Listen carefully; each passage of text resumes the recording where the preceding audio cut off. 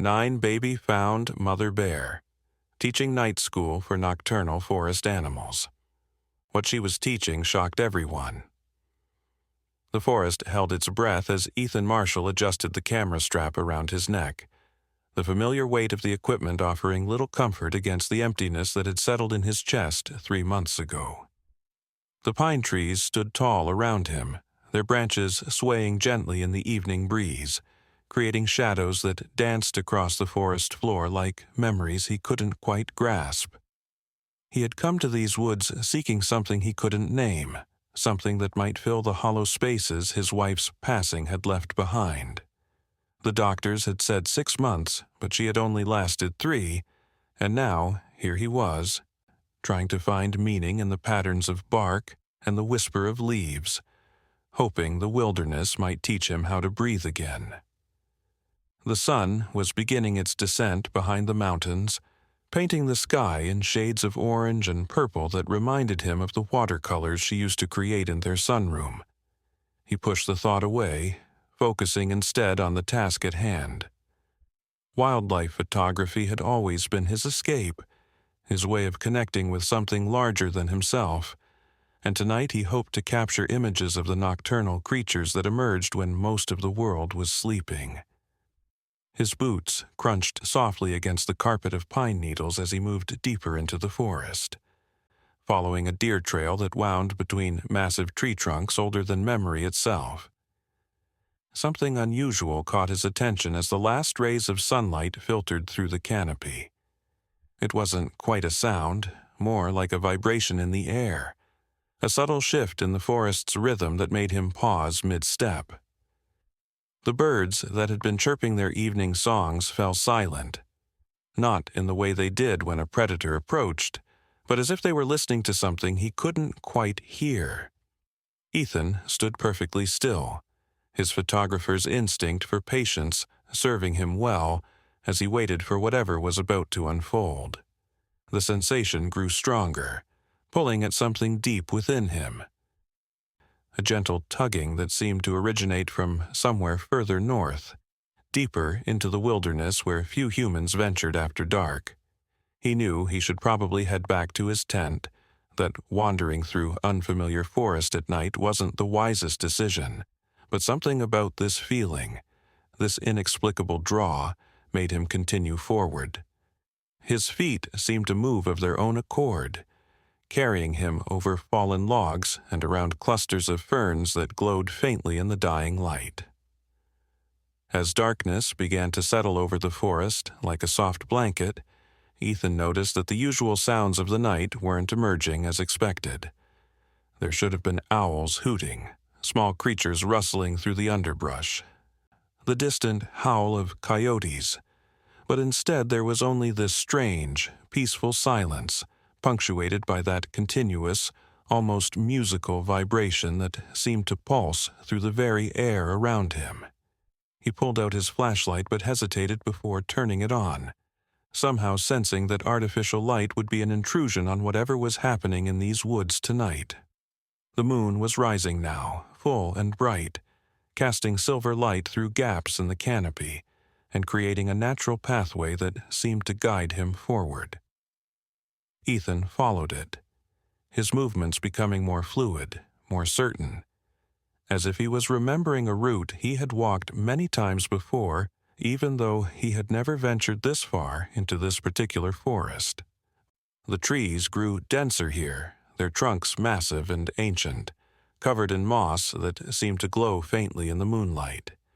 He could smell the rich scent of earth and growing things, mixed with something else, something sweet and calming that he couldn't identify. 20 minutes passed, then 30, and still he walked, drawn by that invisible thread that seemed connected to his very soul. His grief, which had been a constant companion these past months, felt lighter somehow, as if the forest was absorbing some of its weight with each step he took.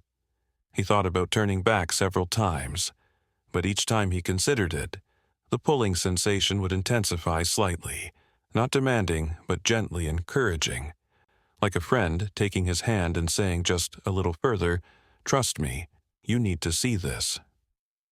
The ground began to slope downward, and Ethan found himself descending into a small valley he hadn't known existed. The trees here were different, older perhaps, their branches intertwining overhead to create a natural cathedral ceiling. The moonlight filtered through in beams that looked almost solid, like pillars of silver supporting the darkness above.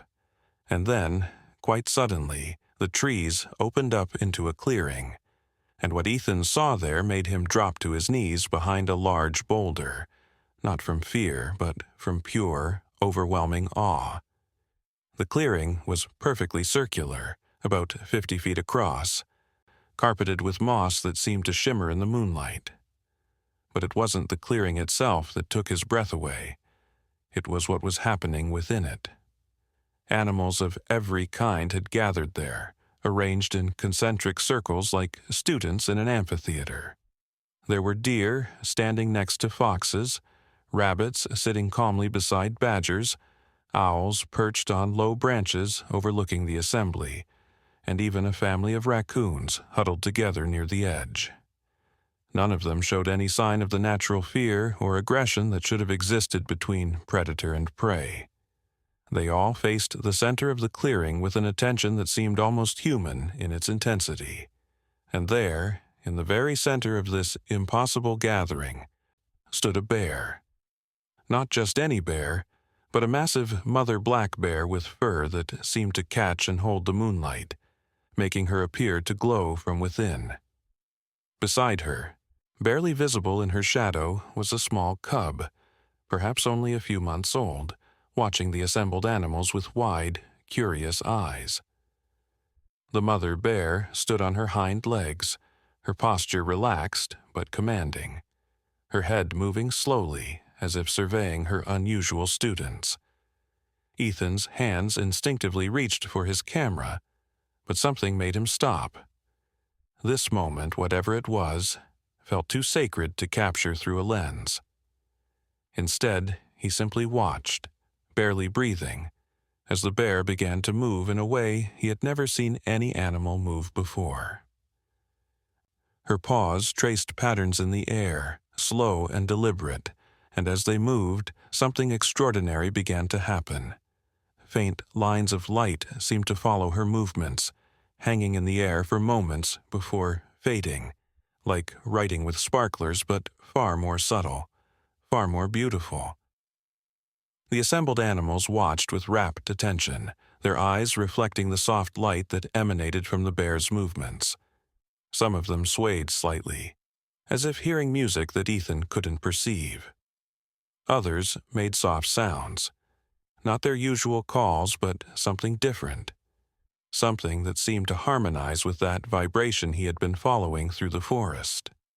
It was clear that some form of communication was taking place, something that transcended the normal boundaries of species and language. As Ethan watched, he noticed that the patterns the bear was creating weren't random. They seemed to have structure, meaning, like a visual language being written in light and shadow. Sometimes the patterns would flow outward from her paws like ripples on water, washing over the assembled animals who would close their eyes as if receiving some kind of blessing. Other times, the light would form shapes that reminded Ethan of constellations, complex geometric patterns that hung in the air for several seconds before dissolving into sparkles of light that drifted down like snow. The cub beside the mother bear began to mimic her movements, its small paws trying to trace the same patterns, though no light followed its gestures yet. The mother would occasionally pause to gently correct the cub's position, nudging its paws into the proper alignment with a patience that was deeply touching. It was clear that this was not just a gathering but a teaching, a passing of knowledge from one generation to the next. Time seemed to flow differently in that clearing. Ethan couldn't tell if minutes or hours were passing as he watched this incredible scene unfold.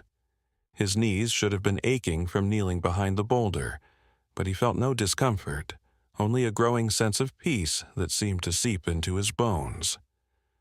The grief that had been his constant companion began to transform into something else, not disappearing, but changing, becoming part of a larger understanding that he couldn't quite grasp but could definitely feel. At one point, the bear's movements became more expansive, her arms spreading wide as if embracing the entire gathering. The light that followed her movements intensified, creating a dome of soft radiance that encompassed the entire clearing. Within this dome, Ethan could see more clearly, and what he saw made his heart race with wonder. The animals weren't just watching, they were participating in some way. Faint threads of light seemed to connect them all, creating a web of luminous energy that pulsed in rhythm with their breathing. A fox with 3 legs hobbled forward from the circle, and the bear's attention immediately focused on it. She moved toward the injured animal with a grace that belied her size, her paws continuing their mysterious patterns, but now directed specifically at the fox. The light that flowed from her movements seemed to concentrate around the fox's injured limb, swirling and pulsing with an intensity that made Ethan squint. The fox stood perfectly still, its eyes closed, its body relaxed in a way that suggested complete trust. After several minutes of this focused attention, the fox stepped back, and Ethan gasped softly. While the leg was still missing, the fox moved with a fluidity it hadn't possessed before, the pain that had been evident in its movements completely gone. It returned to its place in the circle with what could only be described as a bow of gratitude toward the bear, who acknowledged it with a gentle rumble that Ethan felt more than heard. This pattern repeated several times with different animals. An elderly deer with clouded eyes stepped forward and received the bear's light-filled attention, returning to its place with eyes that seemed clearer, more focused. A small rabbit with patchy fur was enveloped in the gentle radiance and emerged with its coat fully restored. Each time, the other animals would make soft sounds of what seemed like encouragement or celebration, creating a chorus of gentle voices that filled the clearing with an otherworldly harmony. The bear's cub watched each healing with intense concentration, occasionally attempting to replicate its mother's movements. Once, when a young squirrel approached with an injured tail, the mother bear guided the cub's paws, helping it create the patterns of light. The illumination that followed was fainter than the mother's but still present, still effective. The squirrel chittered happily as its tail straightened and healed, and the cub made a sound that was unmistakably one of joy and pride. Ethan found himself thinking about his wife, about the months of treatments that had ultimately failed, about the helplessness he had felt watching her fade away. Here, in this impossible classroom in the woods, healing seemed to flow as naturally as water from a spring. He wondered if this was what indigenous peoples had known, what modern medicine had forgotten in its pursuit of technology and compounds. Was this the original medicine, the first healing, taught by nature itself to those willing to listen? The moon had moved significantly across the sky when the bear's movements began to change. The patterns became more complex, more intricate, and the light that followed them took on different qualities. Sometimes it was warm and golden like sunlight, other times cool and silver like moonbeams, and occasionally it would shift through colors that Ethan had no names for, colors that seemed to exist outside the normal spectrum of visible light. With these new patterns came new lessons. The bear would create a symbol in light, hold it for several seconds, and then the animals would respond in various ways. Some would move to different positions in the circle, others would make specific sounds, and a few would trace similar patterns with their own paws or wings, though without the accompanying light. It was clearly a form of communication, a language of light and movement that transcended the barriers between species. At one particularly memorable moment, the bear created a pattern that looked like a tree made of light. its branches spreading upward and outward in fractal patterns of incredible beauty. As the image hung in the air, every animal in the clearing looked up at it with what could only be described as reverence. Even Ethan felt something stir within him, a recognition of something fundamental and true, though he couldn't have explained what it meant if his life depended on it. The cub tried to recreate this pattern several times, each attempt getting closer to the original. On its fourth try, a faint outline of the light tree appeared, wavering and incomplete, but unmistakably the same symbol. The mother bear made a sound of approval, nuzzling her cub with obvious pride, and the assembled animals made their own sounds of encouragement. It was a moment of such pure teaching and learning that Ethan felt tears streaming down his face, though he couldn't have said exactly why. As the night deepened, the lessons seemed to shift again, becoming more abstract, more philosophical perhaps. The bear would create patterns that seemed to tell stories, sequences of images that flowed one into another like a movie made of light. Ethan saw what looked like the cycle of seasons represented in flowing symbols, the connection between all living things shown as an intricate web of light, the balance of life and death depicted as two spirals intertwining in an eternal dance. The animals absorbed these lessons with a stillness that spoke of deep concentration. Occasionally, one would make a soft sound or movement that seemed to indicate understanding or ask for clarification, and the bear would repeat or modify the pattern in response. It was a dialogue, Ethan realized, a sophisticated exchange of ideas that challenged everything he thought he knew about animal intelligence and communication. Hours must have passed, though Ethan felt no fatigue, no hunger, no thirst. He was completely absorbed in witnessing this incredible event, his mind struggling to process what his eyes were seeing. Part of him wondered if he was dreaming, if perhaps he had fallen asleep in the forest, and his grief-stricken mind had conjured this elaborate fantasy. But the detail was too rich, too consistent, too unlike anything his imagination could have produced. The mother bear began to move differently now, her patterns becoming slower, more measured. The light that followed her movements took on a different quality, softer, more diffuse, like morning mist touched by sunrise. She was bringing the lesson to a close, Ethan realized, creating some kind of closing ceremony for this impossible midnight school. The animals seemed to recognize this too, their postures shifting slightly, some of them beginning to stretch as if preparing to leave. But then something unexpected happened. The bear stopped mid-movement and turned her great head directly toward Ethan's hiding spot. For a moment their eyes met across the clearing, and Ethan felt his heart stop. He waited for her to roar, to charge, to alert the other animals to his presence, but she did none of these things.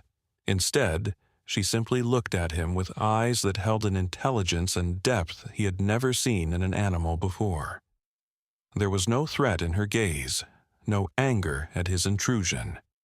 Instead, there was something that looked almost like invitation. Moving slowly, deliberately, the bear raised one paw and traced a simple pattern in the air. A single line of light followed her movement, forming a symbol that somehow conveyed welcome, acceptance, and a gentle warning all at once. Ethan understood instinctively that he was being allowed to witness this, but must never speak of it carelessly, never exploit it, never betray the trust that was being extended to him. He nodded slowly, hoping she could see his agreement, his promise to honor what he had been shown. The bear held his gaze for another long moment, then turned back to her students. She made a final, elaborate pattern in the air, one that seemed to encompass elements of everything she had taught that night. The light that formed was brighter than before, creating a magnificent mandala of interconnected symbols that hung in the air like a constellation brought to earth.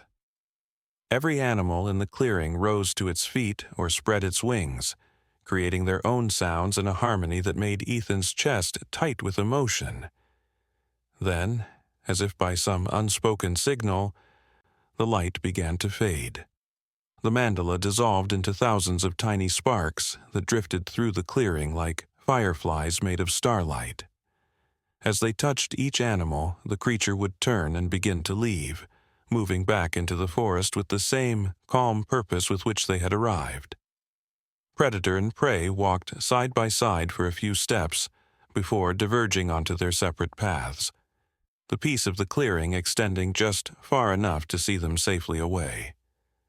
The fox with 3 legs paused at the edge of the clearing and looked back at the bear, a clear gesture of gratitude before it disappeared into the underbrush. The elderly deer moved with renewed vitality as it bounded away into the darkness. The small rabbit with its restored coat hopped away with what seemed like extra enthusiasm. One by one, they all departed, until only the bear and her cub remained in the clearing. The mother bear lowered herself back to all fours and nuzzled her cub, who was swaying on its feet with exhaustion. She looked once more in Ethan's direction, and this time he could swear he saw her nod, a gesture so human it should have been impossible. Then she turned and began to amble toward the opposite edge of the clearing, her cub following close behind. Just before they disappeared into the trees, the cub looked back and raised one small paw, as if waving goodbye. Ethan remained frozen in place for several minutes after they left, afraid that if he moved, the spell would break, and he would discover this had all been a dream. The clearing was empty now, but it still held an energy, a presence that made the air feel charged with possibility. The moss where the animals had gathered seemed to glow more brightly, and Ethan could swear he could still see faint traces of the patterns the bear had drawn, like after-images burned into the fabric of space itself. Finally, his legs cramping from their long stillness, Ethan slowly stood up. He walked into the clearing, half expecting it to vanish like a mirage, but it remained solid and real beneath his feet. He moved to the center, to the spot where the bear had stood, and looked up at the sky. The moon was setting now, and the first hints of dawn were beginning to lighten the eastern horizon. He had been here all night, he realized, witnessing something that should have been impossible. As he stood there, Ethan felt something shift inside him. The grief was still there, would always be there, but it no longer felt like a weight crushing him from within. Instead, it felt like part of a larger tapestry, a single thread in an infinite weaving that included joy and sorrow, life and death, human and animal, all interconnected in ways he was only beginning to understand. His wife was gone, yes, but she was also part of this greater whole, her energy transformed but not destroyed, continuing on in ways he couldn't see but could now somehow feel. He thought about the bear's lessons, about the healing light and the symbols of connection and the patient teaching of the cub. There was so much he didn't understand, might never understand, but that was okay. The not knowing was part of it too, part of the mystery that made life beautiful and terrible and worth living even when it hurt. He had come to the forest seeking escape from his pain, but instead he had found a deeper truth about the nature of existence itself. The sun was rising now, its first rays touching the tops of the trees and setting them ablaze with golden light. Ethan knew he should head back to his camp, pack up his things, return to the world of humans and technology and rational explanations. But he also knew he would come back here, to this clearing, though he suspected he would never again witness what he had seen tonight. That had been a gift, a singular moment of grace that had been offered to him for reasons he might never fully understand. As he turned to leave, something caught his eye. There, in the soft earth at the edge of the clearing, was a paw print. It was from the bear, clearly visible in a patch of mud, But there was something unusual about it. Within the print, the mud had formed patterns, the same symbols the bear had been drawing in light throughout the night. Ethan knelt beside it, his fingers hovering over the impression, afraid to touch it and destroy this last piece of evidence that what he had witnessed was real. He thought about taking a photograph, but again, something stopped him. This wasn't meant to be captured, catalogued, studied. It was meant to be experienced, remembered, carried in the heart rather than the camera. He had been a wildlife photographer for 20 years, had captured thousands of moments of natural beauty and behavior, but this was beyond all of that. This was sacred in a way that transcended documentation. Standing up, Ethan took one last look around the clearing. In the growing daylight, it looked almost ordinary, just a circular gap in the forest where the trees happened not to grow. But he knew better now. He knew that beneath the ordinary surface of the world lay mysteries deeper than science had yet discovered, connections more profound than most humans ever suspected. The bears knew, the foxes knew, even the rabbits and squirrels knew, and now, in some small way, he knew too. The walk back to his camp was both the same and completely different from his journey the night before. The forest looked identical, the trees and ferns and moss-covered rocks exactly where they had been. But Ethan saw it all differently now. He noticed the subtle connections, the way the roots of different trees intertwined beneath the earth, the delicate balance between growth and decay, the constant exchange of energy that kept the forest alive. It was as if he had been given new eyes, or perhaps had finally learned to use the ones he had always had. His tent came into view just as the sun fully cleared the horizon, looking small and somewhat absurd in the midst of such natural grandeur. His expensive camera equipment, his camping gear, all the things he had thought necessary for his journey into the wilderness, seemed suddenly superfluous. He had come seeking to capture nature through a lens, but instead, nature had captured him, had drawn him into its deeper mysteries, and shown him wonders no camera could ever record. Ethan sat on a log near his tent and pulled out his journal, the one his wife had given him years ago but which he had never used. For when you need to capture something more than images, she had said, and he had laughed, telling her that images were all he needed. But now he understood what she had meant. Some experiences were too large for photographs, too deep for visual representation alone. They needed words, inadequate as they might be, to even attempt to convey their significance. He wrote for an hour, trying to describe what he had seen, what he had felt, what he thought it might mean.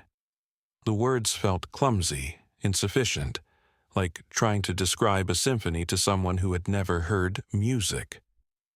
But he wrote anyway, knowing that even an imperfect record was better than none, that someday he might need to remind himself that this had really happened, that for one night he had been allowed to witness something extraordinary. As he wrote, Ethan found himself thinking about the cub, about how it had struggled to replicate its mother's movements, how it had finally succeeded in creating that faint tree of light. He thought about teaching and learning, about the knowledge that gets passed down through generations, not just in humans but in all living things. The bear had been teaching her cub, but she had also been teaching the other animals, and in a way, she had been teaching him too. The lesson was wordless but profound. We are all connected, all part of the same living system, all capable of healing and being healed if we just remember how to see the light. The morning progressed, and Ethan knew he should pack up and head home. He had responsibilities, a life to return to, a world that wouldn't understand or believe what he had witnessed. But he felt different now, changed in ways he was only beginning to comprehend. The grief that had driven him to the forest was still there, but it had been transformed into something else, something that included sadness but wasn't limited to it. It was as if the bear's light had healed something in him too. Not by removing the pain, but by placing it in a larger context where it made sense, where it was part of the natural order rather than a cruel aberration. He thought about his wife's last days, how she had seemed to see things he couldn't, how she had talked about lights and connections and the continuity of all things. He had attributed it to the medication, to the dying brain creating comforting illusions. But what if she had been seeing truly? What if, as the boundary between life and death grew thin, she had been able to perceive the same kinds of connections the bear had shown him? The thought brought tears to his eyes, but they were tears of something closer to joy than sorrow. Slowly, reluctantly, Ethan began to pack up his camp. As he did, he made a decision. He would come back, not to photograph or document, but simply to be present in this place where the veil between the ordinary and the extraordinary was so thin. He would come back to sit in that clearing, to remember what he had seen, to remain open to whatever other mysteries the forest might choose to reveal. He would come back because now he knew that the world was far more magical than he had ever imagined, and that knowledge was both a burden and a gift he would carry for the rest of his life. As he shouldered his pack and prepared to leave, a movement caught his eye. There, at the edge of the small clearing where he had pitched his tent, stood a fox. Not just any fox, but the three-legged fox from the night before, the one the bear had healed. It stood there, watching him with bright, intelligent eyes, its head tilted slightly as if in recognition. Ethan stood perfectly still, hardly daring to breathe, as the fox took a few steps closer.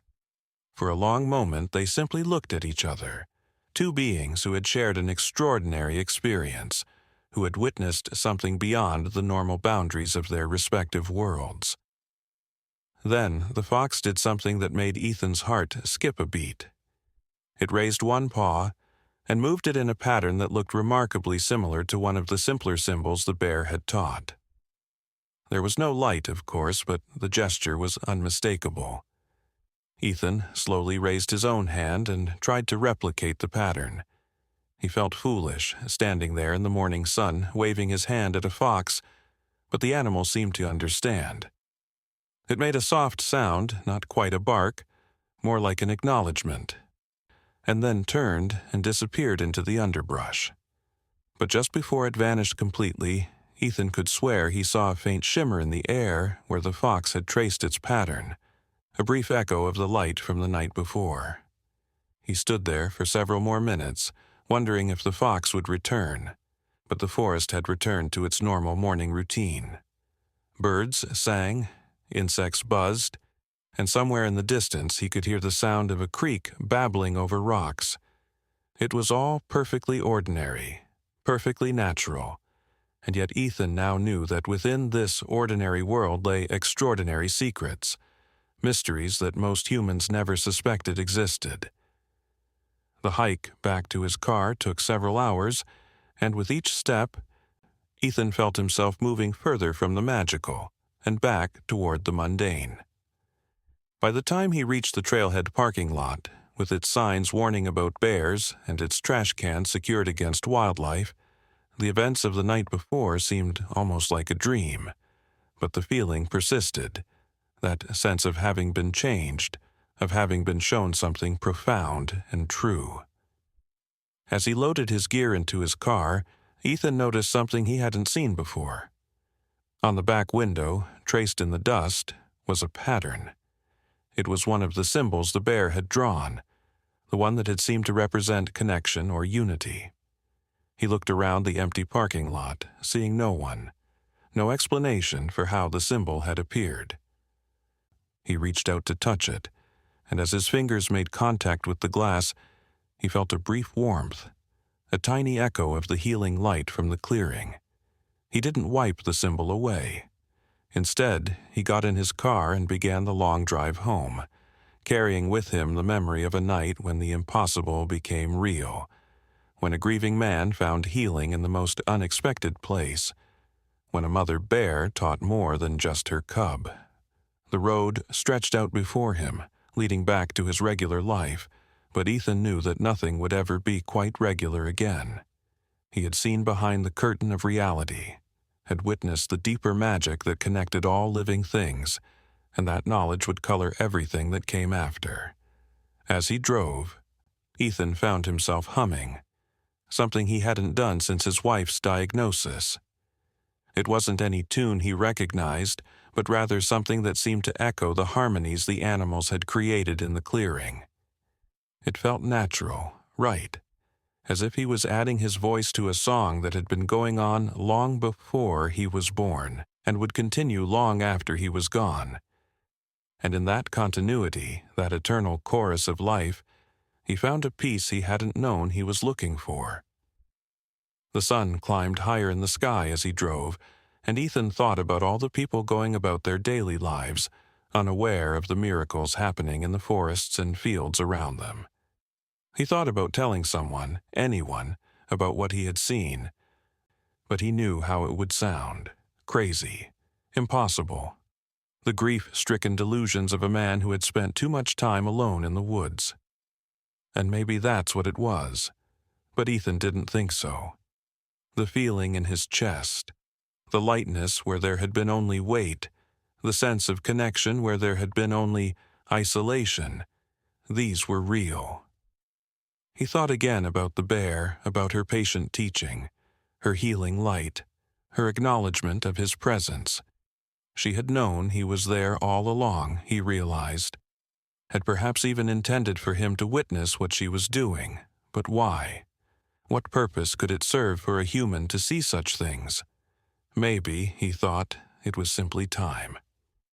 Time for at least some humans to remember what they had forgotten, to reconnect with the deeper mysteries of the natural world, to understand that they were not separate from nature but part of it, woven into the same tapestry of light and life that connected all things. The thought brought a smile to his face, the first genuine smile he had managed since the funeral. His wife would have loved this story. She would have believed it immediately, would have asked 1,000 questions about the patterns and the light and the way the animals had communicated. She would have understood that sometimes the most important truths came wrapped in impossibility, that mystery and wonder were not obstacles to understanding, but doorways to deeper knowledge. As the miles passed and the forest gave way to towns and cities, Ethan made a promise to himself. He would return to that clearing, not just once, but regularly. He would sit in silence and watch and wait, open to whatever might choose to reveal itself. He would learn to see with the kind of eyes that could perceive light patterns in the air, to hear with the kind of ears that could understand the language of interspecies harmony. He would become a student of the mystery he had witnessed, not to solve it, but to participate in it. And maybe, just maybe, on some future night when the moon was full and the conditions were right, he would see the bear again. Maybe she would teach him more, show him deeper patterns, help him understand his place in the great web of existence. Or maybe he would never see her again, and that single night would remain a singular gift, a glimpse behind the veil that would have to sustain him for the rest of his life. Either way, he would be grateful. Either way, he had been changed. The city came into view with its towers and traffic and 10,000 distractions from the natural world. But Ethan saw it differently now, too. Even here, life persisted. Trees grew through sidewalk cracks, birds nested on building ledges, and somewhere in the parks and gardens, the same forces that had created that midnight school were at work. The magic wasn't confined to the deep forest. It was everywhere, for those who knew how to look. As he pulled into his driveway, Ethan saw his neighbor working in her garden. She looked up and waved, then did a double take. "Ethan," she called out, "you look different, good different. Did something happen out there?" He thought about how to answer, how to explain that everything and nothing had happened, that he had witnessed the impossible and found it to be more real than anything he had previously thought possible. But in the end, he just smiled and said, "I saw something beautiful, something that helped." She nodded, not pressing for details, perhaps recognizing that some experiences were too personal to share casually.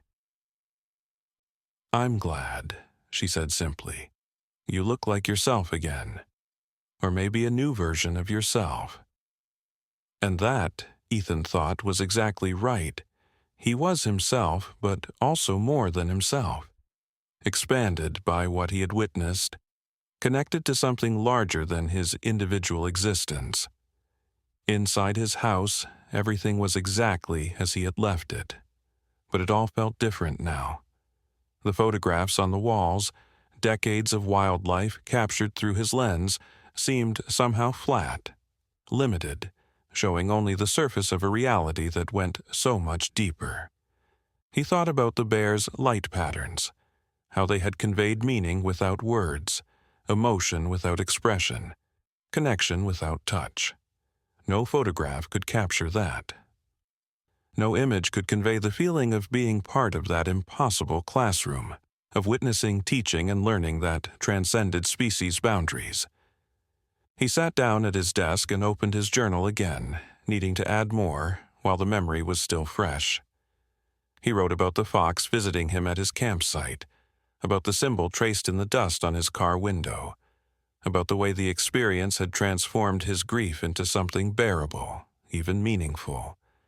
He wrote until his hand cramped and his eyes burned, trying to capture every detail, every feeling, every impossible, wonderful moment.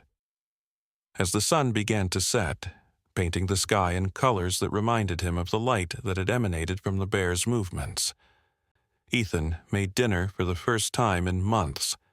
Not just heated up something from a can, but actually cooked using recipes his wife had loved. The familiar actions felt like a ritual, a way of honoring both what he had lost and what he had found. As he ate, he thought about the animals in that clearing, how they had come together despite their differences, despite the natural order that should have kept them apart. If they could transcend their boundaries, perhaps humans could too. That night, Ethan slept deeply for the first time since his wife's death. And in his dreams, he was back in the clearing. But this time he wasn't hiding behind a boulder. This time, he was part of the circle, standing among the animals as the bear traced her patterns of light. He couldn't create the light himself, not yet, but he could feel it, understand it in a way that went beyond language or logic. And in the dream, his wife was there too. Not as she had been at the end, frail and fading, but radiant, her own patterns of light interweaving with the bear's in a dance of connection that made perfect sense even though it should have been impossible. He woke just before dawn, the dream fading but the feeling persisting. Outside his window, birds were beginning their morning songs, and Ethan listened with new ears, hearing patterns and communications he had never noticed before. Everything was connected, he understood now. Every song, every movement, every breath was part of the same vast symphony. The bear had shown him that, had given him eyes to see and ears to hear what had always been there, hidden in plain sight. Getting up, Ethan walked to his window and looked out at the world waking up. Somewhere out there, in forests and fields, in mountains and valleys, other impossible schools were probably gathering. Other teachers were sharing ancient knowledge with those willing to learn. Other mysteries were unfolding for those who knew how to look. And Ethan was part of it now, initiated into a secret that wasn't really secret at all, just forgotten by most of humanity in their rush toward the progress and rationality. He thought about returning to work, to his life as a wildlife photographer. But he knew it would be different now. He wouldn't just be capturing images. He would be looking for the deeper connections, the hidden patterns, the light that existed beyond the visible spectrum. He would be searching for more teachers like the bear, more gatherings like the one he had witnessed, more evidence that the world was far more magical than most people suspected. But first, he would return to the forest. He would go back to that clearing and sit in silence and gratitude. He would leave an offering, perhaps, not because the bear needed anything from him, but because it felt right to acknowledge the gift he had been given. And maybe, if he was very lucky, very patient, very open, he would be shown more. Or maybe the one night would remain unique, a singular glimpse into the deeper mysteries of existence. Either way, he would be grateful. Either way, he had been healed. As the sun rose fully, bathing his room in golden light, Ethan made a decision. He would write down everything, create a complete record of what he had witnessed, not to publish or share widely, but to preserve. Someday, someone else might need to know that such things were possible. Someone else grieving, lost, disconnected from the natural world, might need to hear about the bear who taught healing with light, about the gathering that transcended the boundaries between species, about the magic that still existed in the world for those who knew how to see it. He would be a keeper of this secret, a guardian of this mystery, a witness to the impossible made real. And in that role, he found purpose again, meaning that went beyond his personal loss and connected him to something eternal and profound. The bear had given him more than just a spectacular experience. She had given him a reason to continue, a mystery to contemplate, a connection to maintain. Looking at a photograph of his wife on his desk, Ethan smiled. "You would have loved this," he whispered. "You would have understood immediately what it all meant." And somehow, he felt that she did know, that in some way, beyond his understanding, she had been part of orchestrating this experience, guiding him to that forest, to that clearing, to that moment of witness and transformation. The day stretched out before him, full of ordinary tasks and responsibilities, but Ethan knew that the ordinary would never be merely ordinary again. Every moment now carried the potential for mystery, every encounter the possibility of deeper connection, every experience the chance to perceive the light patterns that connected all things. He had been given new eyes, and with them came the responsibility to see truly, to remain open to wonder, to never forget that beneath the surface of the everyday world lay depths of magic and meaning that most people never suspected. As he prepared to face the day, Ethan thought one more time about the bear, standing in that moonlit clearing, patiently teaching her impossible class. He thought about the light flowing from her paws, the healing energy that had restored the fox and the deer and the rabbit. He thought about her cub, learning to create those patterns, carrying forward knowledge that might be older than humanity itself. And he thought about himself, the unexpected student, the grieving human who had been allowed to witness something sacred and transformative. "Thank you," he said aloud, not sure if the gratitude was directed at the bear, the forest, his late wife, or the universe itself. Perhaps it didn't matter. Perhaps gratitude, like the light patterns he had seen, didn't need a specific target to be effective. Perhaps it was enough to simply feel it, to let it flow outward like ripples on a pond, touching everything in ways seen and unseen. With that thought, Ethan began his new life, the life that had started in a moonlit clearing, where a bear taught impossible lessons to an impossible class.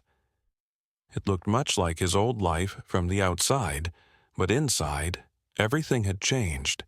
He had seen behind the veil, had witnessed the deeper magic, had been invited into a mystery that would sustain him for whatever time he had left. And that, he knew, was a gift beyond price, a healing beyond medicine, a truth beyond words. The memory of that night would fade with time, some details becoming fuzzy, others perhaps embellished by repeated telling to himself. But the core of it, the essential truth of what he had witnessed, would remain crystal clear. There was more to the world than what could be seen with ordinary eyes. There were teachers and healings and connections that science had not yet discovered. There was magic, real magic, not the kind in stories, but the kind that existed in the intersection between the possible and impossible, in the spaces between heartbeats, in the light that connected all living things. And Ethan had seen it, had been allowed to witness it, had been changed by it. That was enough. More than enough. It was everything. The weeks that followed Ethan's return from the forest passed in a strange dual existence. One foot in the ordinary world of grocery stores and traffic lights. The other in the memory of that moonlit clearing where impossible things had proven possible. He found himself drawn back to the woods every few days. Not always to the same clearing, though he visited there too, but to various parts of the forest where he would sit quietly and observe. Something had changed in his ability to perceive the natural world, as if the bear's light had awakened dormant senses he hadn't known he possessed. He began to notice patterns everywhere, in the way birds flew in formation, in the spiral of snail shells, in the branching of trees that seemed to mirror the branching of rivers seen from above. On this particular evening, 3 weeks after his first encounter, Ethan sat at the edge of the clearing as dusk settled over the forest. He had been coming here regularly, always at different times, hoping but not expecting to witness another gathering. The clearing remained beautiful but ordinary, showing no sign of the miraculous events he had witnessed. Sometimes he wondered if he had imagined it all, if grief had finally broken something in his mind that created elaborate hallucinations. But then he would see that fox, the 3-legged one, watching him from the forest edge with knowing eyes, and he would remember that it had all been real. Tonight felt different somehow. The air carried that same quality of expectation he had felt on that first night, that subtle vibration that seemed to emanate from the earth itself. The birds had fallen silent earlier than usual, and even the insects had ceased their evening chorus. Ethan settled himself behind the same boulder where he had hidden before, though he suspected that if the bear returned, she would know he was there regardless of his attempts at concealment. He had brought his journal this time, and a small offering of honey he had placed at the center of the clearing, remembering that bears were fond of such treats. As full darkness descended and the moon began its rise through the trees, Ethan heard them coming. Not the chaotic sounds of animals moving through underbrush, but organized, purposeful movement, like a procession. His heart began to race with anticipation as the first creatures emerged into the clearing. It was different this time, he noticed immediately. While some of the same animals had returned, there were new faces as well, including a family of possums, several more rabbits, and surprisingly a great horned owl that settled on a low branch with an air of ancient dignity. The bear emerged last, as before, but this time she wasn't alone. Besides her cub, who had grown noticeably in the past 3 weeks, she was accompanied by 2 other bears, both younger, perhaps her offspring from previous years. They arranged themselves in the center of the clearing, and Ethan realized with a thrill that this was an advanced class, that the lessons he was about to witness would build upon what had come before. The mother bear stood as before, but this time her 2 older offspring flanked her, and he understood that they too had learned to create the patterns of light, that the teaching had been passed down and was now being passed down again. The lesson began differently this time. Instead of the mother bear taking the lead, she sat back and watched as one of the younger bears, a male with a distinctive white patch on his chest, began to move. His patterns were different from his mother's, more angular, more geometric. And the light that followed his movements had a different quality, cooler, more crystalline. Ethan watched in fascination as this younger teacher began to demonstrate something new, patterns that seemed to relate to navigation, to finding one's way not just through physical space but through time and circumstance. The assembled animals watched with the same rapt attention they had shown to the mother bear, but Ethan noticed subtle differences in their responses. Some of them seemed to struggle more with these patterns, as if they required a different kind of understanding. The young bear was patient, repeating the sequences multiple times, occasionally looking to his mother, who would make small adjustments to his technique with gentle nudges and soft vocalizations that sounded almost like a language Ethan could almost understand. After perhaps an hour of this teaching, the second young bear, a female with remarkably bright eyes, took her turn. Her patterns were different still, flowing and organic, creating shapes that reminded Ethan of water, of growth, of the slow transformation of seasons. The light that emanated from her movements was warm and golden, pulsing with a rhythm that seemed to match the heartbeat Ethan could feel in his own chest. She was teaching something about cycles, he realized, about the eternal return of spring after winter, about the way energy moved through ecosystems, never lost, only transformed. The animals responded more easily to these patterns, swaying slightly as if moved by an invisible current. Even the owl, which had remained perfectly still during the first young bear's demonstration, began to move its head in slow circles that matched the flowing patterns being traced in the air. The possums, new to this gathering, watched with what could only be described as amazement, their usual nervous energy replaced by a calm focus that seemed almost meditative. Then something extraordinary happened, even by the standards of what Ethan had already witnessed. The mother bear rose and joined her two offspring, and together they began to create patterns in unison. The three bears moved in perfect synchronization, their individual lights weaving together to create something far more complex than any single bear could produce. It was like watching a three-dimensional tapestry being woven from light itself, patterns within patterns, meanings within meanings, layers of teaching that operated on multiple levels simultaneously. The combined pattern they created was breathtaking in its complexity and beauty.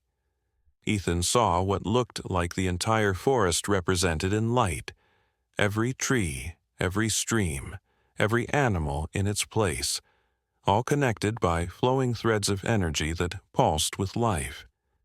But it wasn't a static image. It showed the forest through time, seasons flowing into one another, generations of animals being born, living, dying, and returning to the earth to feed new growth. It was a vision of the eternal dance of existence, and it was so beautiful that Ethan found tears streaming down his face. The cub, which had been watching from beside its mother, suddenly stepped forward. It was clearly not planned, and the mother bear started to guide it back, but then stopped. She exchanged what looked like meaningful glances with her two older offspring, and they adjusted their pattern to create a space for the cub to join them. The little bear's movements were clumsy compared to the fluid grace of its elders, but as it began to trace its own small patterns, a faint light began to follow its pause. What happened next took Ethan's breath away. The other animals began to participate more actively. The fox stepped forward and began to move in patterns that complemented what the bears were creating. No light emanated from its movements, but somehow its participation added another dimension to the teaching. Then the deer joined in, then the rabbits. Even the owl spread its wings and traced patterns in the air.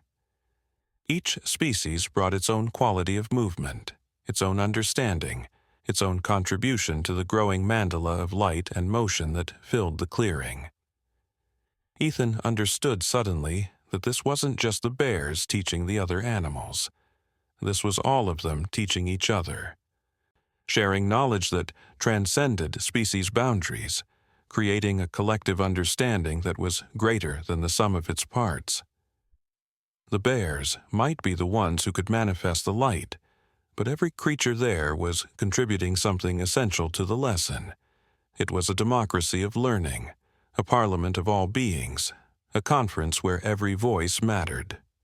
The patterns grew more complex, more beautiful, until the entire clearing was filled with a web of light that seemed to pulse with its own life. Within this web, Ethan could see stories being told, not in words or even images, but in pure meaning that bypassed the rational mind and spoke directly to something deeper. He saw the history of this forest, stretching back thousands of years. He saw the first humans who had walked these paths, who had perhaps witnessed similar gatherings and understood their significance. He saw the gradual forgetting, the separation between human and nature that had grown over centuries. But he also saw something else, something that filled him with hope.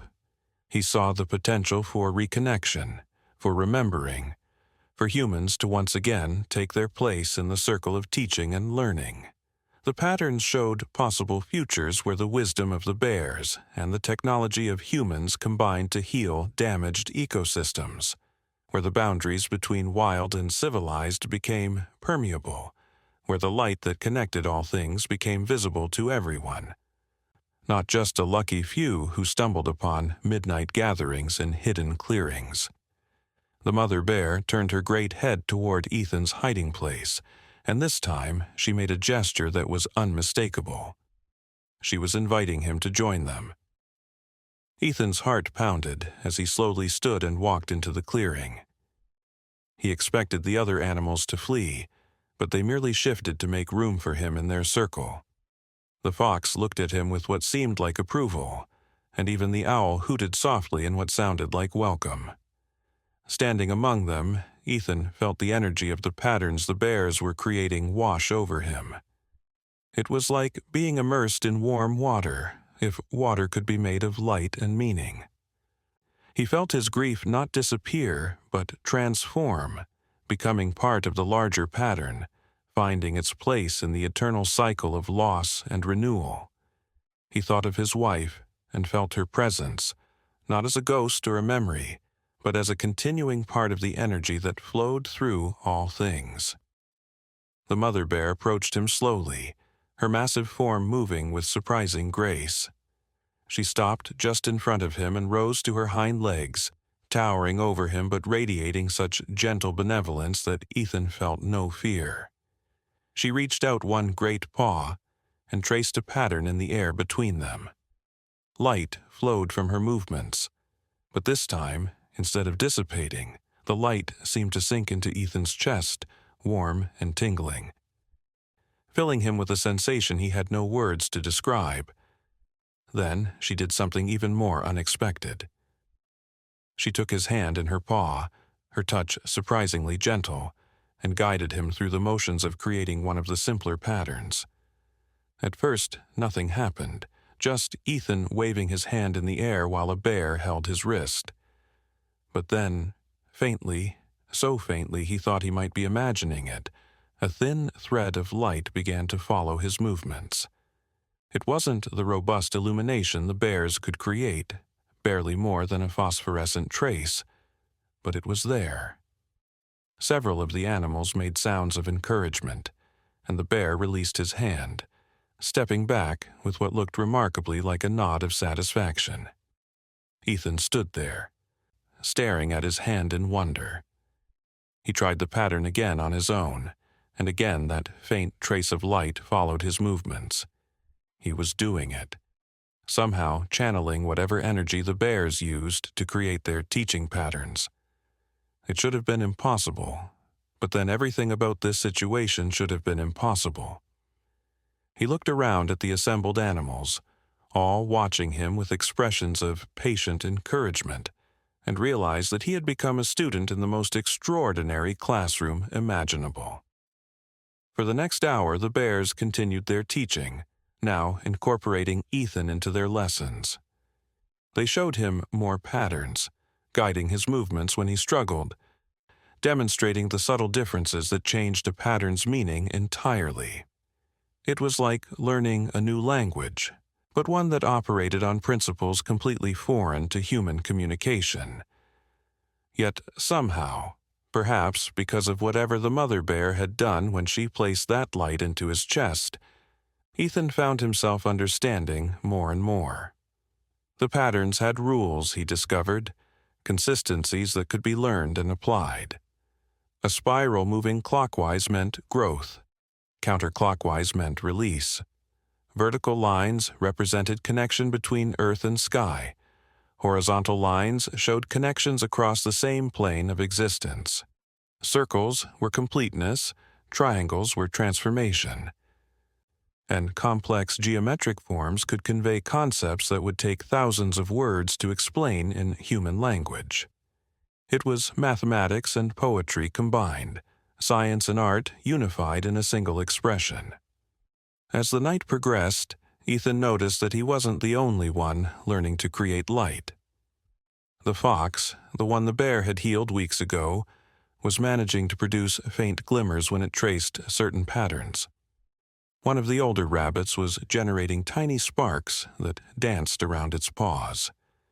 Even the owl, when it spread its wings in a particular configuration, seemed to bend the moonlight in ways that created brief, shimmering patterns in the air. The ability wasn't limited to bears, Ethan realized. Perhaps it wasn't even limited to animals. Perhaps every living thing had the potential to tap into this energy, this light that connected all existence. The mother bear began to create a new pattern, one more complex than anything Ethan had seen before. Her two older offspring joined her, and then, with a gesture, she invited Ethan and the other animals who had shown the ability to create light to participate. Together, they began to weave a pattern that seemed to encompass everything that had been taught that night and more. Ethan found his movements becoming more confident, the light flowing from his hands growing slightly brighter, though still pale compared to what the bears could produce. As they moved together, Ethan felt a sensation of connection unlike anything he had ever experienced. He could sense the thoughts and feelings of the other participants, not in words, but in pure emotion and intention. He felt the fox's joy at its newfound ability, the owl's ancient wisdom, the rabbit's collective curiosity, the possum's wonder at being included in something so magnificent. And from the bears, he felt a deep satisfaction, a sense of fulfillment that came from successfully passing on crucial knowledge to those who needed it. The pattern they were creating together began to take on a life of its own, growing beyond what any of them had intended. It expanded outward from the clearing. Invisible to normal sight, but clearly perceptible to those participating in its creation. Ethan could feel it touching other parts of the forest, awakening something in the trees and streams and soil. He sensed other animals throughout the woods pausing in their nocturnal activities, feeling the pulse of connection, perhaps understanding in their own way that something significant was happening. Then, in a moment of perfect synchronization, all the participants stopped moving at once. The pattern hung complete in the air, a magnificent mandala of light that seemed to contain the wisdom of the forest itself.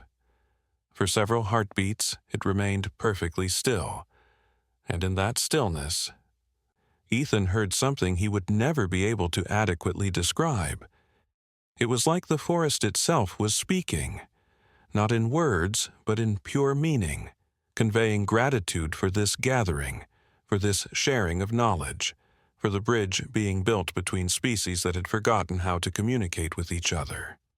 Slowly, gently, the pattern began to dissolve, but not in the way the previous patterns had simply faded.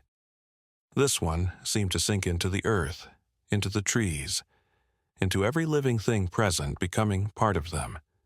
Ethan felt it settle into his bones, into his cells, changing him in ways he might not fully understand for years to come.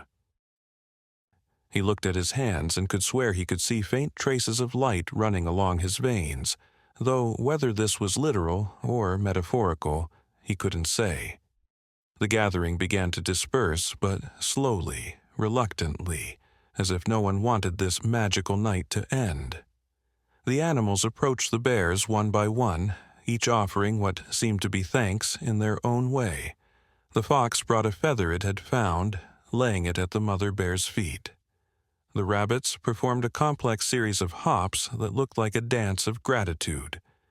The owl called out in a series of hoots that sounded almost like a song. Even the possums, normally shy creatures, approached and briefly touched noses with the bear cubs in what appeared to be a gesture of friendship. When Ethan's turn came, he wasn't sure what to do. How did a human properly thank a bear for fundamentally altering his understanding of reality? He thought about bowing, but that didn't feel right. Instead, he placed his hand over his heart and then extended it toward the mother bear, offering her the gratitude that filled his chest to overflowing. She seemed to understand, placing her own paw over her heart in a mirror of his gesture, and in that moment, Ethan felt a connection that transcended species, that spoke to something fundamental about consciousness itself. The younger bears were now working with their sibling, the small cub, showing it some of the patterns they had demonstrated earlier. It was clear that the teaching would continue, that knowledge would be passed down through generations, adapted and expanded by each new learner. Ethan watched them for a while, marveling at the patience and care they showed, the way they adjusted their teaching to match the cub's ability to understand. It reminded him of the best human teachers he had known, those who understood that true education was not about forcing information into unwilling minds, but about awakening the knowledge that already existed within. As the moon reached its zenith, the mother bear made a sound that clearly indicated the night's lessons were coming to an end. But before the final dispersal, she created one last pattern, simpler than the others but somehow more profound. It was a single spiral that expanded outward, and as it did, Ethan understood its meaning with perfect clarity. It was an invitation to return, not just to him but to all present. This wasn't a one-time event or even a rare occurrence. This was an ongoing school, a continuous exchange of knowledge that happened regularly for those who knew when and where to look. The animals began to leave, but there was a different quality to their departure this time. They moved in small groups, predator and prey, walking together for part of their journey home. Continuing conversation started in the clearing. Ethan saw the fox and one of the rabbits pause at the forest edge, touching noses in what looked like the establishment of an unlikely friendship. The owl flew low over the group of possums, calling out what sounded like a farewell and a promise to meet again. Ethan remained in the clearing after all the animals had gone, even after the bears had ambled off into the darkness. He sat in the center where so much extraordinary teaching had taken place, trying to process everything he had witnessed and participated in. His rational mind kept trying to find explanations, to fit what he had seen into some framework that made scientific sense, but he knew that was futile. This was beyond current human understanding, operating on principles that science hadn't yet discovered, or perhaps had forgotten. He thought about the light, about how he had managed to create it, faint as it was. Was it some form of energy that all living things possessed, but most had forgotten how to access? Was it connected to consciousness itself, to the observer effect that quantum physicists talked about, where consciousness seemed to influence physical reality? Or was it something even more fundamental, the visible manifestation of the connections that existed between all things, the threads that wove the universe together into a single, living tapestry? Standing up, Ethan tried once more to create the simple pattern the bear had taught him.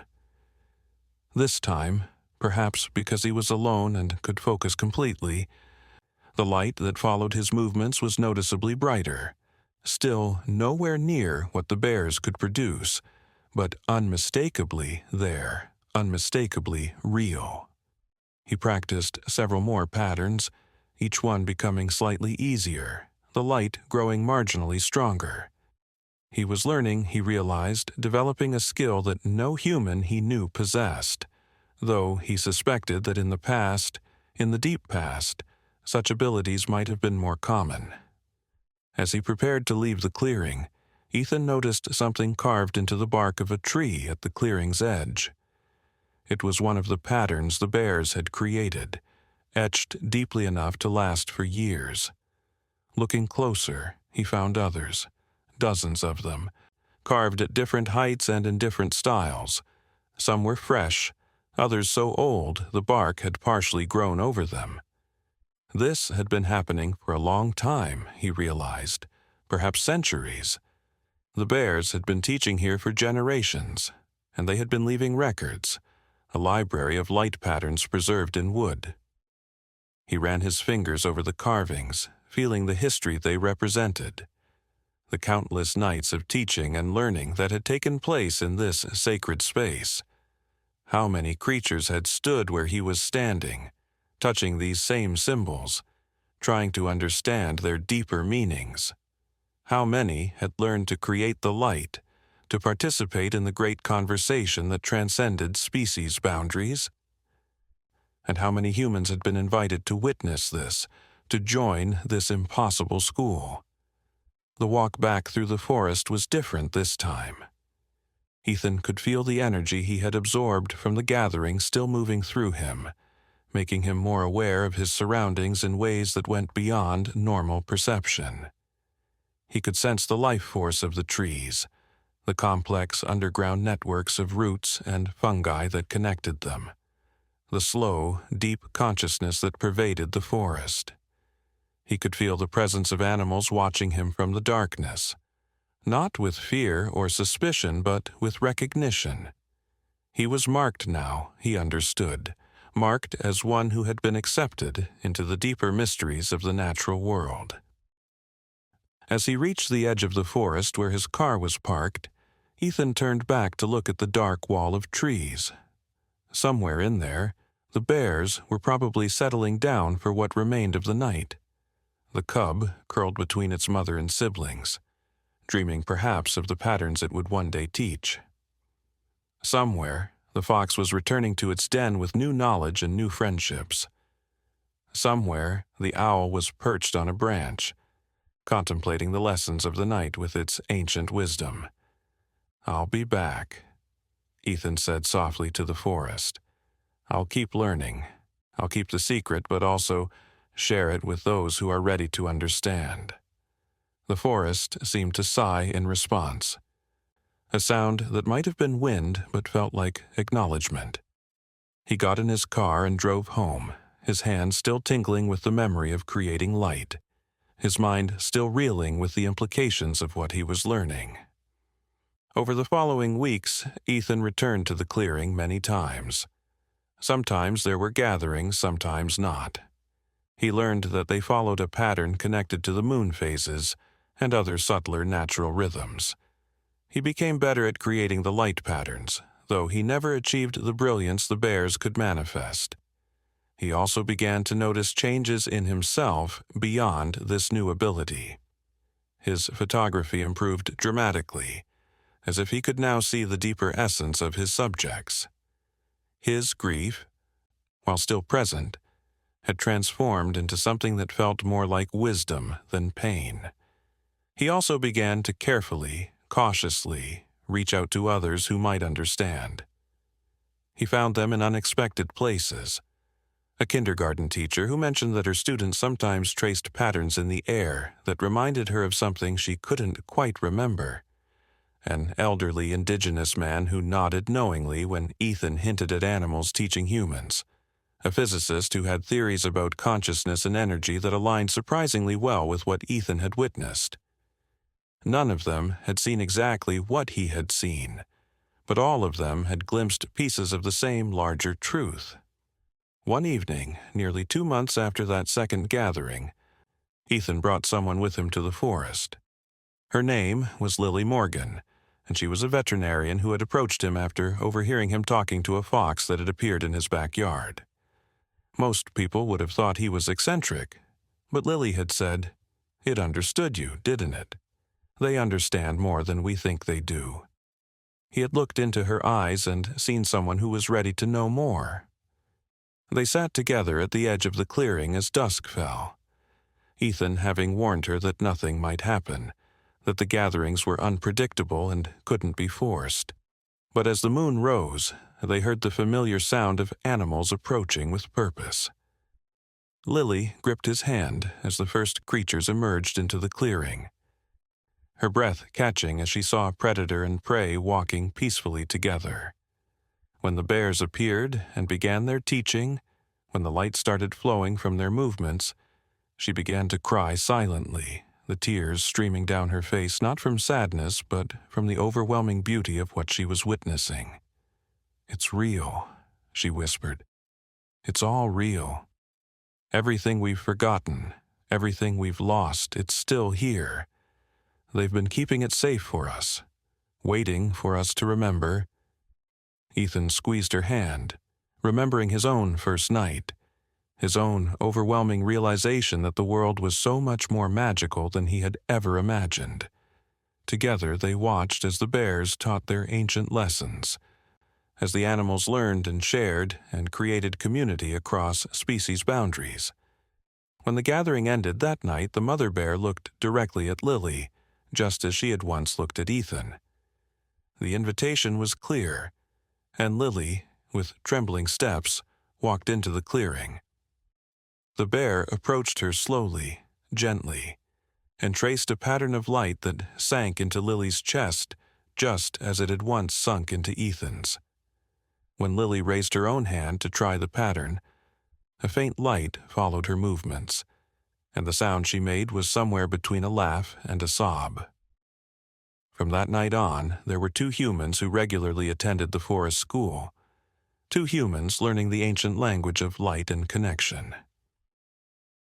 They never spoke of it publicly, understanding instinctively that this knowledge had to be protected, shared only with those who were ready. But they knew that others would come, drawn by the same invisible threads that had drawn them, called by the same deep need to reconnect with the natural world. As the seasons changed and autumn approached, Ethan noticed that the gatherings were evolving. New animals joined, bringing their own understanding and contributions. The patterns being taught grew more complex, incorporating elements that seemed to address not just individual healing but ecosystem restoration. The bears were teaching about balance, about the ways that human activity had disrupted natural cycles, but also about how those cycles could be restored if humans and animals worked together. One particularly memorable night, the mother bear created a pattern that showed the forest as it had been 100 years ago, then as it was now, then as it could be in the future. The differences were stark but not hopeless. The future vision showed humans and animals cooperating in ways that seemed fantastical but felt achievable. It showed cities where wildlife thrived alongside humans, where the boundaries between civilization and wilderness were permeable and enriching to both. It showed humans who could see the light patterns, who could participate in the great conversation that connected all living things. The cub was growing rapidly, and its ability to create light patterns was developing even faster. It seemed to have a particular affinity for creating patterns that bridged different species' understanding, translating concepts from bear to fox to rabbit to human in ways that made complex ideas accessible to all. Watching it, Ethan realized that this next generation might be the key to broader understanding, to breaking down the barriers that had separated humans from the rest of the natural world. One night, as the first snow of the season began to fall, something extraordinary happened even by the standards of these gatherings. A human child appeared at the edge of the clearing. She couldn't have been more than 7 or 8 years old, with dark hair and enormous eyes that showed no fear as she looked at the assembled animals. Ethan started to move toward her, concerned about how she had gotten here alone, but the mother bear made a sound that stopped him. The child walked into the clearing with the confidence of someone who belonged there. She went straight to the bear cub and, to Ethan's amazement, began tracing patterns in the air. Light followed her movements, not faint like Ethan's or Lily's attempts, but bright and clear like the bears themselves. The patterns she created were different, though, incorporating elements that were distinctly human, but somehow perfectly compatible with what the bears taught. She was bridging worlds in a way that neither pure human nor pure animal could achieve alone. The gathering that night became a celebration of sorts, with animals and humans creating patterns together that had never existed before. The child, whose name was Sarah, had apparently been coming to the forest for months, drawn by dreams she couldn't explain. She had found the clearing on her own and had been learning from the bears in secret, telling no one, understanding instinctively that this was not something adults would believe. But she had learned faster than any human Ethan had seen, perhaps because she had no preconceptions about what was possible or impossible. As winter deepened, the gatherings became less frequent but more intense when they occurred. The bears were preparing for hibernation, but before they slept, they wanted to ensure that the teaching would continue. They began showing Ethan, Lily, and Sarah how to create certain patterns that would call the other animals, how to maintain the sacred space of the clearing, how to keep the knowledge alive during the months when the bears would be sleeping. The last gathering before the bears' hibernation was particularly poignant. The mother bear created a pattern that was clearly a temporary farewell, but also a promise of return. She spent extra time with each of her students, adjusting their technique, reinforcing important lessons, making sure they were prepared to continue learning on their own. When she came to Ethan, she placed her paw on his chest, over the spot where she had first placed the light, and he felt a surge of warmth and connection that told him more than words ever could. The three humans and the various animals stood together in the clearing as the bear family departed for their winter sleep. Snow was falling heavily now, covering the ground in a blanket of white that seemed to glow in the moonlight. Without the bears to lead, the gathering felt different, but not diminished. The fox stepped forward and began creating patterns it had learned, teaching the newer animals. The owl shared its own understanding, its movements creating patterns that were more angular, more abstract, but equally meaningful. Ethan, Lily, and Sarah found themselves taking on teaching roles as well, sharing what they had learned with the animals and with each other. Sarah, despite her youth, or perhaps because of it, was particularly effective at creating patterns that everyone could understand.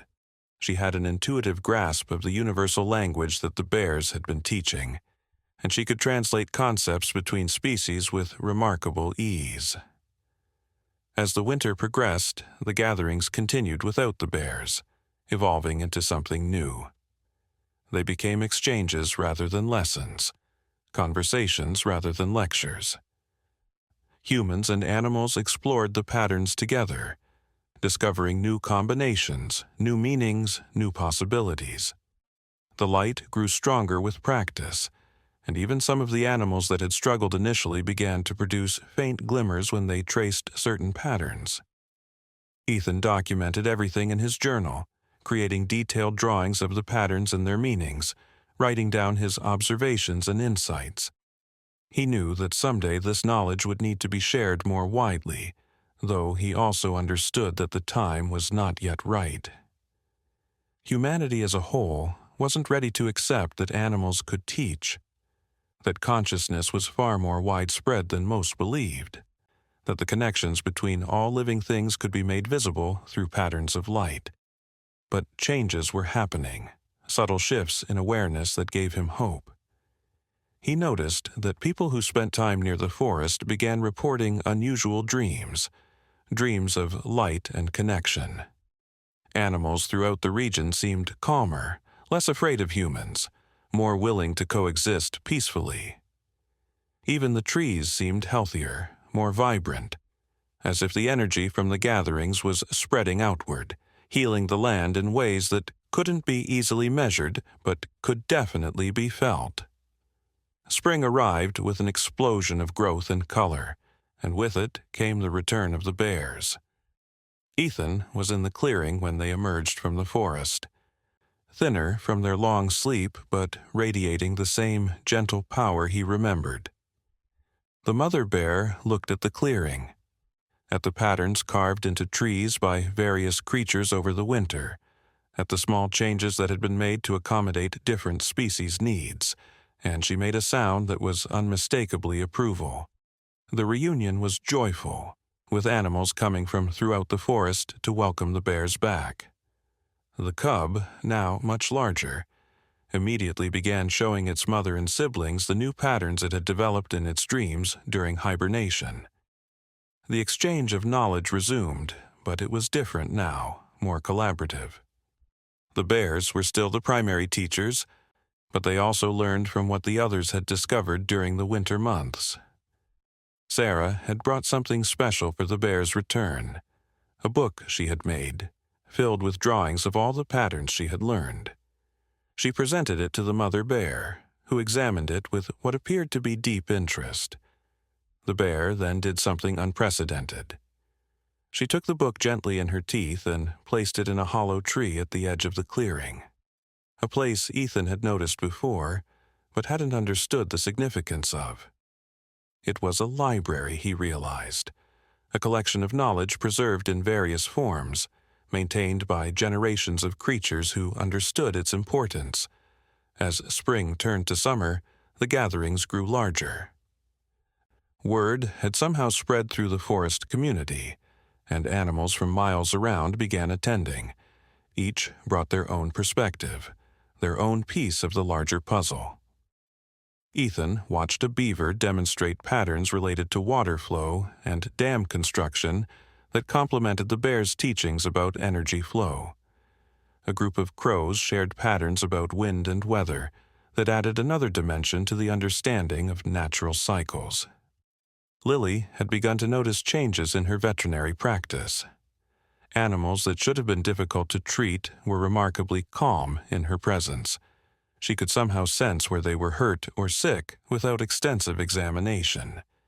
A few times, when she traced certain patterns she had learned over an injured animal, healing seemed to accelerate in ways that defied medical explanation. She was careful not to do this when others were watching, understanding that the world wasn't ready for this knowledge, but she used it when she could, easing suffering in ways that conventional medicine couldn't achieve. One evening in late summer, as the gathering was in full swing, something unexpected happened. A group of humans appeared at the edge of the clearing. They were indigenous elders from a tribe that had lived in this region long before European settlement. They stood quietly, respectfully, watching the proceedings with expressions of recognition rather than surprise. The eldest among them, a woman with silver hair and knowing eyes, stepped forward and began to trace a pattern in the air. Light followed her movements, stronger and more confident than anything Ethan had achieved. The pattern she created was complex, ancient, telling a story of times when humans and animals regularly shared knowledge, when the barriers between species were understood to be illusions, when the light that connected all things was visible to anyone who cared to look. The bears responded with obvious recognition and respect, creating their own patterns that seemed to be part of a conversation resumed after a long interruption. The elder spoke, her voice soft but carrying clearly across the clearing. "We never forgot," she said. "We kept the knowledge alive, hidden, protected, waiting for the time when others would be ready to remember. That time is coming. Not yet, but soon. The children know, the animals have always known. And now some of the lost ones are finding their way back." She looked directly at Ethan, Lily, and Sarah. "You are bridges. You stand between worlds that were never meant to be separated. Help others remember. But carefully, gently, the way the bears teach, one pattern at a time. The indigenous elders joined the gathering that night, sharing patterns and knowledge that complemented and expanded what the bears had been teaching. They showed how humans had once been full participants in these exchanges, how the separation had been a recent aberration in the long history of consciousness on Earth. They demonstrated patterns that could heal not just individual creatures but entire ecosystems, patterns that could restore balance on a scale Ethan had never imagined possible. As dawn approached and the gathering began to disperse, the eldest woman approached Ethan. "You have a responsibility now," she said. "This knowledge cannot be hoarded, but it also cannot be carelessly shared. Find the ones who are ready. They will be drawn here just as you were. Teach them slowly, the way you were taught. Let the understanding grow naturally, organically, like a forest recovering from a fire. And always remember, the animals are not learning from us. We are remembering what they never forgot." She placed a hand on his shoulder, and he felt a connection to a lineage of knowledge that stretched back thousands of years. He understood that he was part of something ancient and eternal, a tradition of interspecies communication that had existed since consciousness first emerged on Earth. The modern world had forgotten this tradition, had built walls between human and nature, but the walls were beginning to crumble, and the light was beginning to shine through the cracks.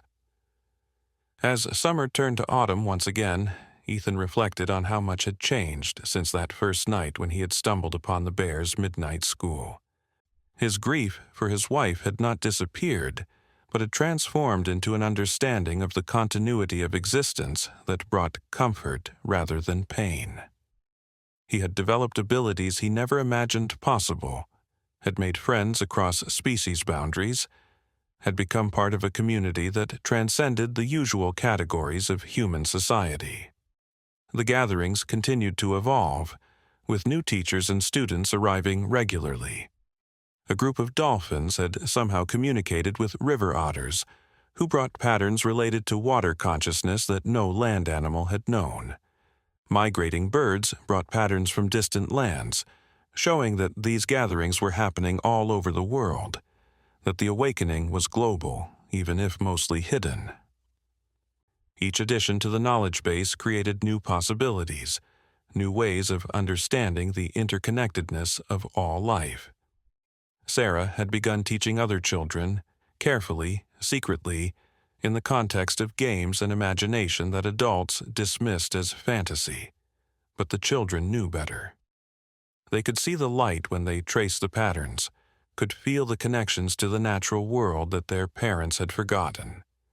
A generation was growing up that would not accept the artificial boundaries between human and nature, that would insist on recognizing the consciousness present in all living things. Lily had started an informal network of veterinarians and animal care workers who were open to alternative understandings of animal consciousness. They met quietly, sharing observations and experiences that didn't fit the conventional scientific framework. Many of them had witnessed things that couldn't be explained by current theories, had seen evidence of animal intelligence and communication that went far beyond what was officially acknowledged. They were building a bridge between the scientific establishment and the ancient knowledge being revived in clearings like this one. One night, as the first snow of Ethan's second winter with the bears began to fall, the mother bear created a pattern unlike any he had seen before. It was massive, complex, requiring all 3 adult bears and the now adolescent cub to complete. As it took shape, Ethan realized it was a map, but not a geographical map. It was a map of consciousness, showing how awareness flowed through the world, how every living thing was both an individual and part of a larger awareness that encompassed the entire planet. The pattern showed pressure points where the flow was blocked, where human activity had created dead zones in the global consciousness. But it also showed how these blockages could be cleared, how the flow could be restored.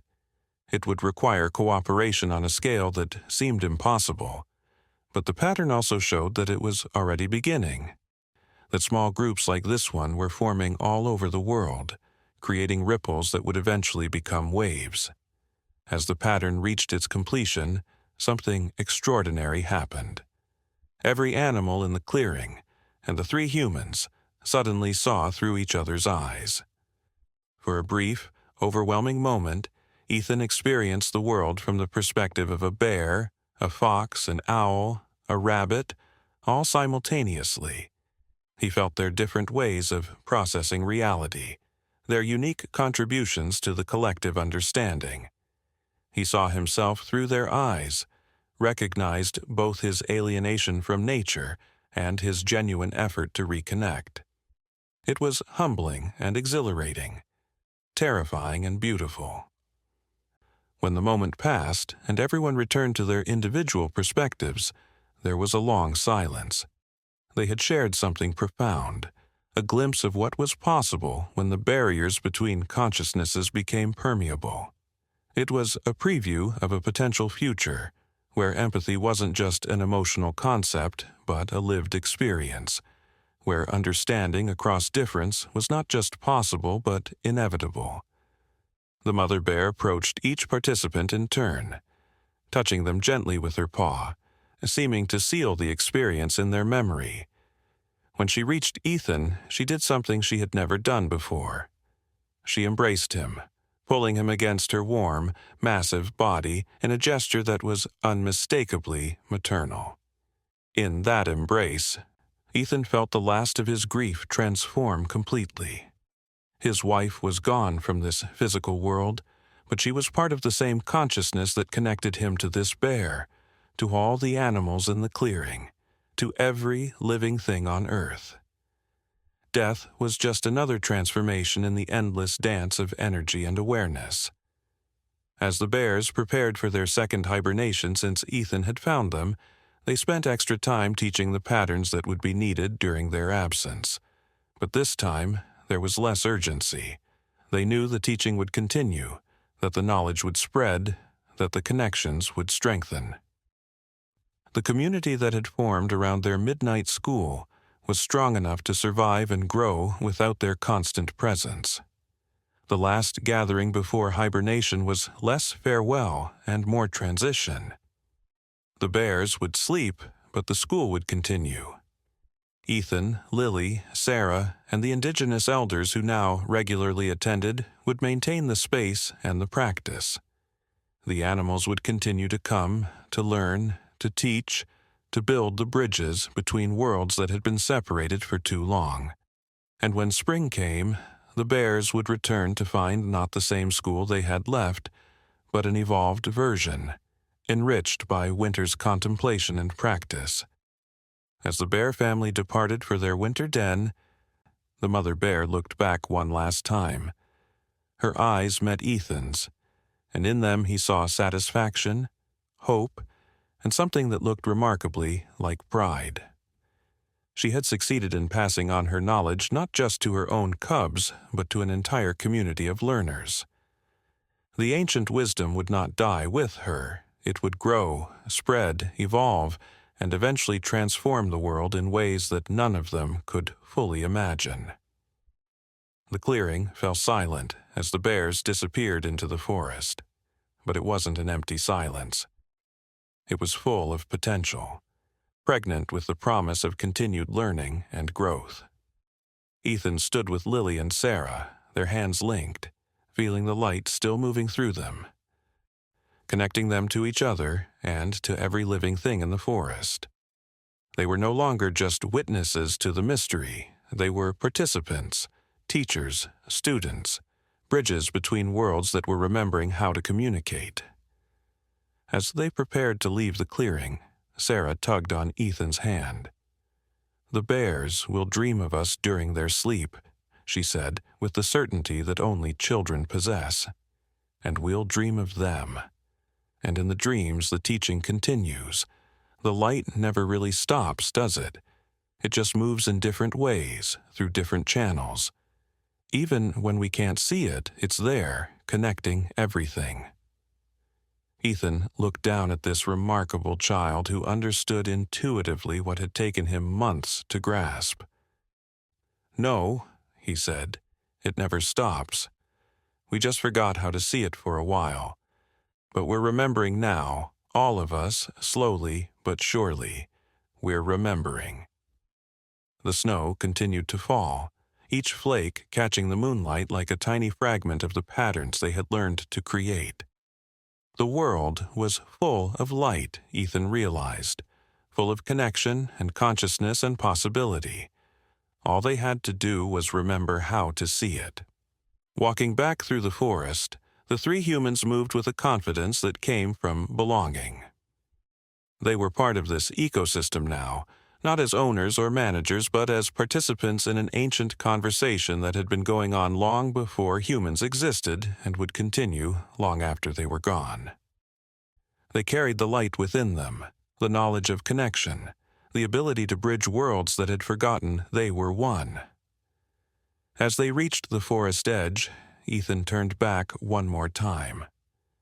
Somewhere in the darkness, animals were practicing the patterns they had learned, creating faint traces of light that only those with awakened sight could perceive. Somewhere, the bears were settling into their long sleep, their dreams full of light patterns and the faces of their unlikely students. Somewhere, all over the world, similar gatherings were taking place, hidden from the mainstream world, but slowly, steadily, building toward a transformation that would eventually be impossible to ignore. The midnight school would continue, with or without the bears, with or without any single teacher or student. It had taken on a life of its own, become a movement that transcended any individual participant. The knowledge that consciousness was universal, that communication between species was possible, that the light connecting all things could be seen and shared. This knowledge was spreading like seeds on the wind, taking root in unexpected places, growing in ways that would eventually transform humanity's relationship with the natural world. Ethan thought about his wife one more time as he walked toward his car. She would have loved this, would have understood immediately what it all meant. But more than that, he realized she was part of it. Her consciousness, her energy, her love. It was all still present in the web of connection that the bears had shown him. Death was not an ending, but a transformation, another pattern in the infinite dance of light and awareness that connected all things. In learning to see the light, he had found her again, not as she had been, but as she had always been, part of the eternal, beautiful, impossible mystery of existence. The future stretched out before them, uncertain but full of potential. The world was changing, consciousness was evolving, and the boundaries that had separated human from nature were beginning to dissolve. It would take time, patience, careful teaching and learning, but the process had begun and could not be stopped. The bears had lit a spark that was becoming a flame, and that flame would eventually become a fire that transformed everything it touched. As Ethan drove home through the snowy night, he traced a simple pattern on the steering wheel, and a faint light followed his finger. He smiled, thinking of all the people who would eventually learn to do this, who would discover that they were capable of far more than they had ever imagined. The midnight school had given him a gift beyond measure, not just the ability to create light, but the understanding that he was light, that everyone and everything was light, temporarily condensed into form but eternal in essence. The story that had begun with a grieving man stumbling through the forest had become something much larger, a story about the awakening of human consciousness to its true nature and place in the web of existence. It was a story that would continue long after Ethan was gone, carried forward by Sarah and children like her, by Lily and healers like her, by the indigenous elders who had never forgotten, by the bears who had never stopped teaching, by every creature that understood that the boundaries between species were illusions created by limited perception.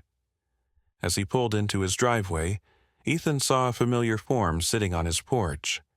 The three-legged fox was there, waiting for him, its eyes bright with intelligence and recognition. It had traveled miles from the forest to visit him, something it did occasionally now, bridging the gap between wild and domestic, natural and human. Ethan sat down on the porch beside it, and together they watched the snow fall. Two unlikely friends who had found each other through the most extraordinary circumstances. The fox made a soft sound and traced a pattern in the snow with its paw.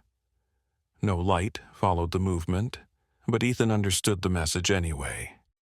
"Thank you," it was saying. "Thank you for being willing to see, to learn, to bridge worlds that had forgotten they were one." Ethan traced his own pattern in response, and this time a faint light did follow his finger, reflected in the fox's eyes. "You're welcome," the pattern said. "And thank you, too, for showing me that the impossible is just another word for what we haven't remembered yet." They sat together in comfortable silence as the night deepened around them. Two consciousnesses that had found a way to communicate across the boundaries of species, living proof that the world was far more magical than most believed. Somewhere in the forest, bears dreamed of patterns of light. Somewhere, children practiced drawing those patterns in the air. Somewhere, the future was being born, one impossible lesson at a time. The midnight school had changed everything, not through force or argument, but through patient teaching, gentle revelation, and the slow, steady recognition that consciousness was everywhere, in everything, waiting patiently for humanity to remember its place in the grand conversation of existence. And now, finally, that remembering had begun. The light was spreading, connection by connection, pattern by pattern, until eventually the whole world would see what had always been there, hidden in plain sight, waiting for eyes that knew how to look.